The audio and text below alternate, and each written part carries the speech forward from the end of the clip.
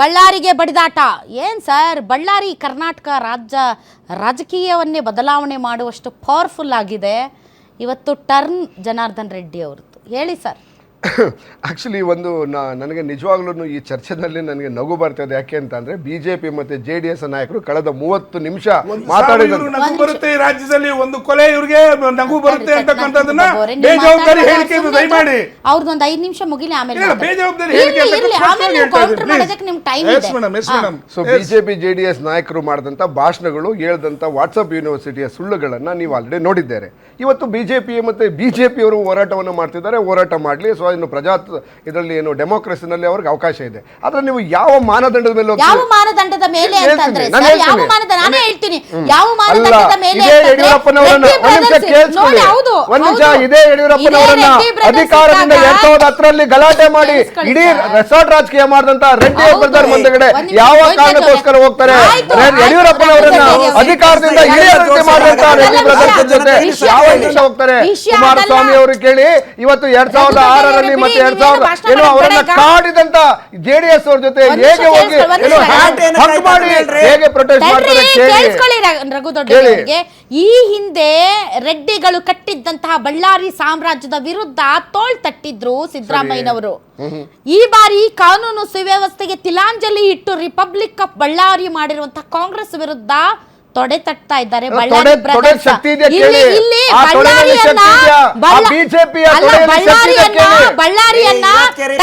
ನಿಮ್ಮ ರಾಜಕೀಯದ ಕೈಗೊಂಬೆ ಮಾಡಿಕೊಂಡು ಬಿಜೆಪಿಯವರು ಕಾಂಗ್ರೆಸ್ ಅವರು ದುರಾಡಳಿತ ನಡೆಸಿ ಬಳ್ಳಾರಿ ಜನರಿಗೆ ಕೆಟ್ಟ ಹೆಸರು ತಂದು ಇವತ್ತು ಬಳ್ಳಾರಿ ಅಂದ್ರೆ ಅದು ಕರ್ನಾಟಕಕ್ಕೆ ಒಂದು ರೀತಿ ಏನೋ ನಮಗೆ ಸಂಬಂಧಪಟ್ಟಿದ್ದಲ್ವೇ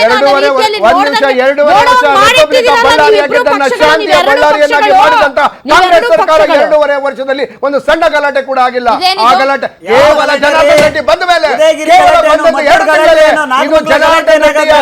ಜನಾರ್ದನ್ ರೆಡ್ಡಿ ಮಾಡಿದಂತ ಬೃಹತ್ ನಾಟಕ ಅನ್ನು ಹವಾವನ್ನ ಸೃಷ್ಟಿ ಮಾಡಲು, ನಾನು ಇದ್ದೀನಿ ಅಂತ ಅಸ್ತಿತ್ವವನ್ನು ಉಳಿಸಿಕೊಳ್ಳಲು ಮಾಡಿದಂತ ಬೃಹತ್ ನಾಟಕ ಇದು. ಜನಾರ್ದನ್ ರೆಡ್ಡಿ ಅವರು ಮಾಡಿದಂತ ಜನಾರ್ದನ್ ರೆಡ್ಡಿ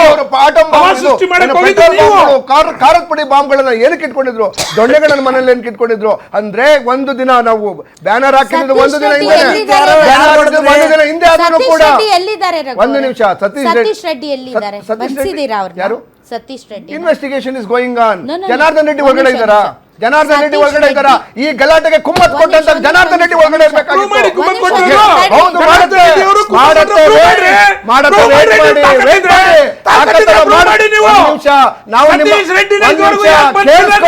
ನಾವು JDS ಬಿಜೆಪಿ ಅಲ್ಲ ಒಳಗಡೆ ತಗೊಂಡೋಗಿ ಯಾರನ್ನು ಹಾಕಕ್ಕೆ.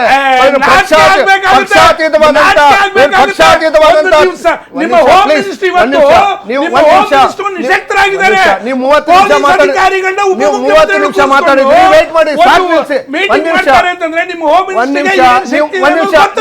ನೀವು ಮಾತಾಡುವಾಗ ನಾನು ಅಲ್ಲ, ಒಂದ್ ನಿಮಿಷ ನೀವು ಕುತ್ಕೊಳ್ಳಿ.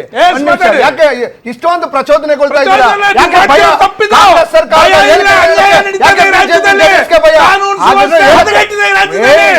ಜನಸಾಮಾನ್ಯನಿಗೆ ಸೆಕ್ಯೂರಿಟಿ ಇಲ್ಲ. ಒಂದ್ ನಿಮಿಷ ಸರಿ ಹೇಳಿದ್ದೀರಾ ನೀವು. ನನ್ನ ಹೇಳಿಕೆ ಹೇಳ್ಕೊಡೋದಕ್ಕೆ ಯಾಕೆ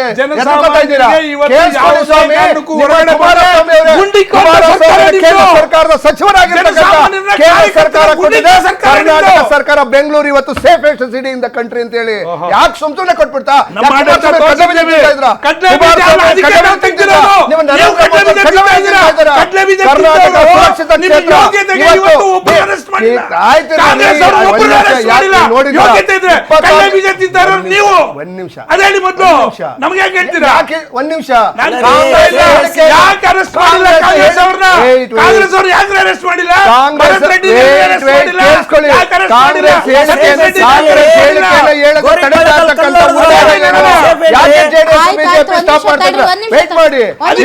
ಒಂದ್ ನಿಮಿಷ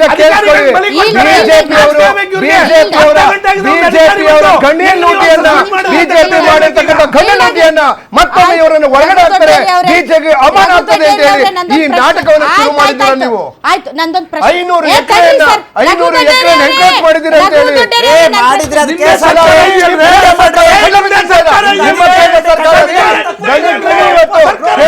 ಒಳಗಡೆ ತರ್ತಾರೆ. ಒಂದ್ ನಿಮಿಷ ಇರಿ. ಹೌದು. ಒಂದ್ ನಿಮಿಷ ಇರಿ, ಯಾಕೆ? ನಾಗೇಂದ್ರ ಬಾಬು ಅವರೇ, ಅವ್ರು ಪ್ರವೋಕ್ ಮಾಡ್ತಿದ್ದಾರೆ, ಮಾತಾಡ್ಬೇಡಿ. ಅರವಳಿ ಬೆಟ್ಟವನ್ನು ಆಯ್ತು, ಮಾತಾಡ್ಬೇಡಿ, ರಿಯಾಕ್ಟ್ ಮಾಡ್ಬೇಡಿ. ಆಯ್ತಾಯ್ತು ರಘುದೊಡ್ಡೇರಿ ಅವರೇ, ಸಾಕು. ನನ್ನ ಪ್ರಶ್ನೆ ಸಿಂಪಲ್. ಸರಿ ಹೇಳಿ. ಈಗ ಪ್ರಕರಣ ನಡೆದು ಎಷ್ಟು ದಿನ ಆಯ್ತು ಸರ್? ಹಾಗಿದೆ 1 ವೀಕ್ ಪ್ಲಸ್. 11 ದಿನ ಆಯ್ತು. ಎಷ್ಟು ಸರ್? 11 ದಿನ. ಸರಿ.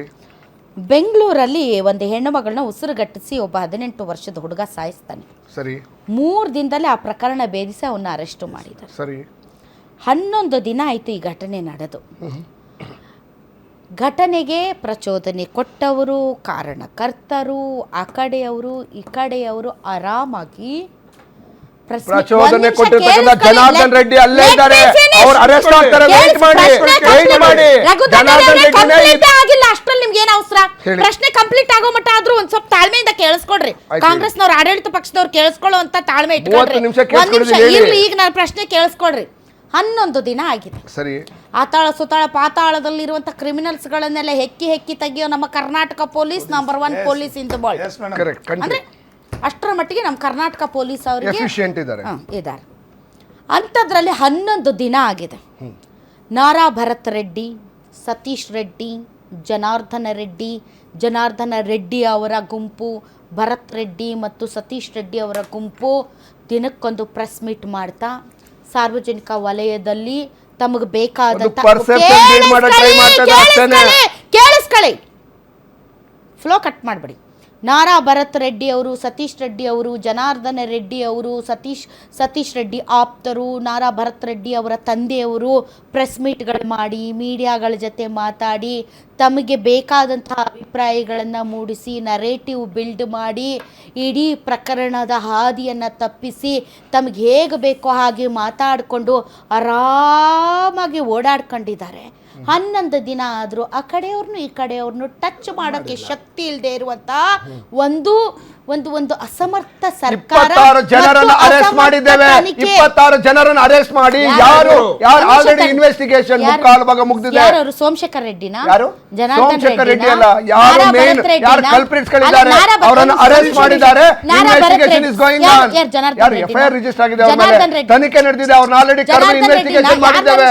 ಜನಾರ್ದನ್ ರೆಡ್ಡಿ ಅರೆಸ್ಟ್ ಅಲ್ಲ, ಅವ್ರು ಜನಾರ್ದನ್ ರೆಡ್ಡಿ, ನಾರಾ ಭರತ್ ರೆಡ್ಡಿ ಅವರನ್ನ ಅರೆಸ್ಟ್ ಅಲ್ಲ, ಅವ್ರು ತಪ್ಪಿತಸ್ಥರನ್ನ ಅರೆಸ್ಟ್ ಮಾಡಿದ್ದೇವೆ. Investigation going on. ಒಂದು ನಿಮಿಷ. ಸರ್ಕಾರ ನಿಮಗೆ ಒಂದು ಬೆನ್ನು ಮೂಳೆ ಇಲ್ಲ. ಜನಾರ್ದನ್ ರೆಡ್ಡಿ ಅಲ್ಲ, ಜನಾರ್ದನ್ ರೆಡ್ಡಿ ತಪ್ಪು ಅಲ್ಲ. ಅವರ ಒಂದು ನಿಮಿಷ ಕೇಳಿಸ್ಕೊಳ್ಳಿ. ಕಾಂಗ್ರೆಸ್ ಸರ್ಕಾರ ಜನಾರ್ದನ್ ರೆಡ್ಡಿಗೆ ಗಣಿ ನೋಡಿಯನ್ನ ರಾಜ್ಯವನ್ನ ಲೂಟಿ ಮಾಡಿಕೊಂಡು ಹೊರಗಡೆ ಹಾಕಿದ ಕಾಂಗ್ರೆಸ್ ಸರ್ಕಾರ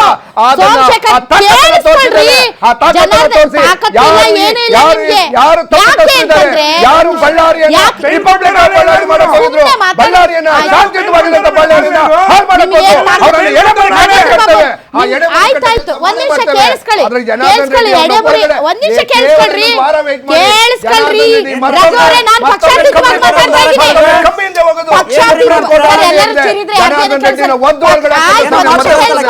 ಕೇಳಿಸ್ಕೊಳ್ರಿ, ಪಕ್ಷಾತೀತವಾಗಿ ಮಾತಾಡ್ತಾ ಇದೀವಿ. ಒಂದ್ ನಿಮಿಷ. ನಮಗೆ ಜನರಿಗೆ ನಾರಾ ಭರತ್ ರೆಡ್ಡಿನೂ ಹೆಚ್ಚಲ್ಲ, ಈ ಕಡೆ ಜನಾರ್ದನ್ ರೆಡ್ಡಿನೂ ಹೆಚ್ಚಲ್ಲ,